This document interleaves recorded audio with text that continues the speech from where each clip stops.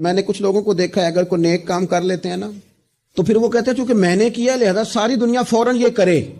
आप ये क्यों नहीं समझते कि रब ने आपको तौफीक दी है तो आप आजिज हो जाएं अल्लाह के बंदे, आप आजिज़ी इख्तियार करें। वो कहते हैं चूंकि मैं करता हूं लिहाजा मैं अब इतना बड़ा आदमी हूं तो फलाने फलाने फलाने फलाने बंदे तो ठीक ही नहीं।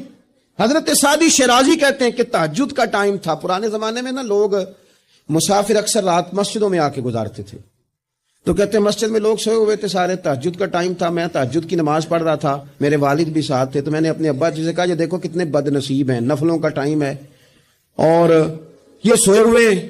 तो फरमाते हैं मेरे वालिद कहने लगे काश तू भी सोया ही रहता, लोगों के कपड़े तो ना फाड़ता। ओ खुदा के बंदे, अगर तूने पढ़ी है तो तेरा और रब का रिश्ता है, इसकी बुनियाद पर तू दूसरों को हकीर जानने लग गया। इल्म पढ़े दा मान न करिए माता की मैं पढ़िया, ओ जब्बार कहार कहावे मते रोड देवे दुध कड़िया।